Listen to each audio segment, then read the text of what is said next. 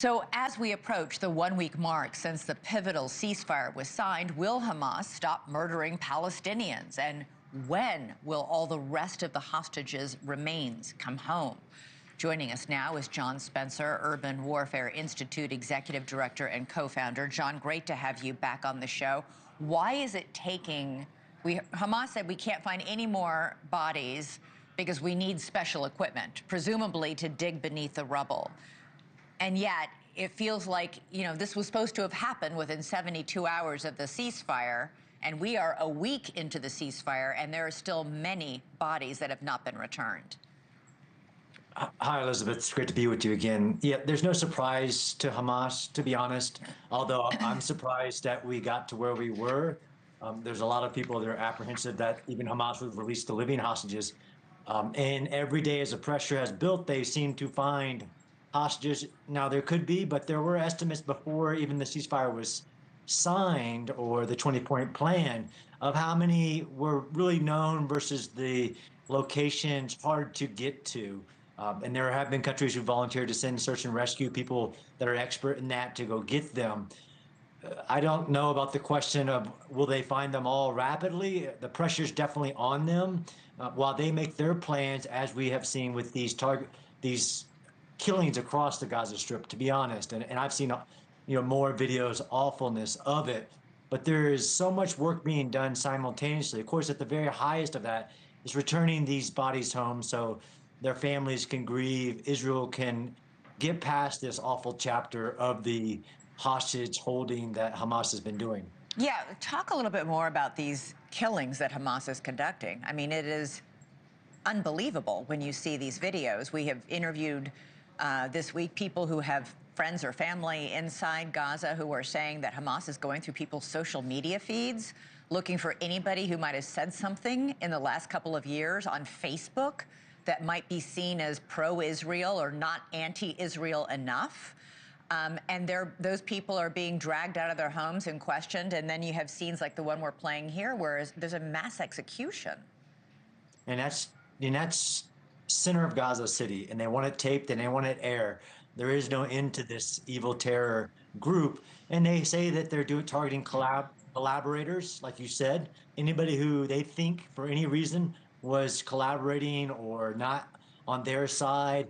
There's also rivalries of the families, since there were multiple families who stood up during this in southern Gaza, central Gaza, even Gaza City, who said, I'm not Hamas, as the war continued. And I don't think this is going to stop, to be honest. Hamas is violently trying to assert its control back on the population that it was losing because of the IDF pressure, international support for the IDF pressure. But there's already talk of creating safe zones where the population could go to within that 50+% yellow area that the IDF controls. I think that's a great idea and something that's shown in the past. Yeah, because it's worth remembering here that in the recent months, there had been enormous pressure from Palestinians in Gaza for Hamas to stop. There had been increasingly people who were openly protesting Hamas. I'm sure many of those people are absolutely terrified if they're still alive tonight. What do you make of Hamas calling for help from international countries to rebuild public infrastructure like hospitals and schools?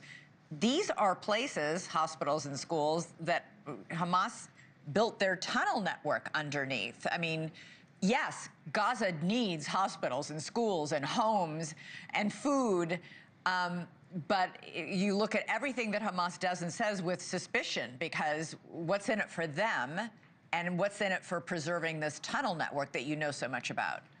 Absolutely. And having been in Gaza City just last week, I mean, it's pervasive if people don't understand. You're not going to rebuild anything until you address that subterranean, even from just to rebuild on top of it. And Hamas in the 20-point plan has no role. So this is an emotional plea to we're supporting the population as they're killing the population, as they're showing their true colors.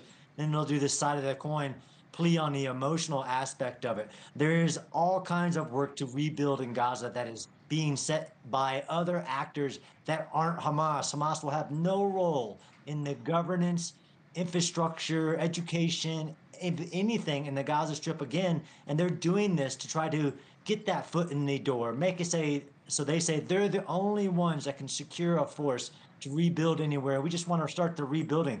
They just want power. Reconstruction is power. Aid is power. They're all about what's in it for them and their ideals about surviving. And if there's any peace for the Palestinian people, there can be no Hamas. Yeah. All right. John Spencer, with the grim situation. I'm just curious. You said you were just in Gaza City last week. What was it like? Very quickly. It was a lot of destruction. I mean, clearly a lot of destruction. It was pervasive. It was heavy fighting by guerrilla forces who still didn't acknowledge that they had been defeated. They're popping out of their tunnels was their main tactic. So, like you said, the scale of that problem alone, let alone the disarming that President Trump even talked about, is so giant that it's hard for people to comprehend, but it's not impossible to address. All right, John Spencer, always really great to get your perspective. It's a very experienced one with firsthand experience, obviously, just being there. Appreciate you coming on. Thank you.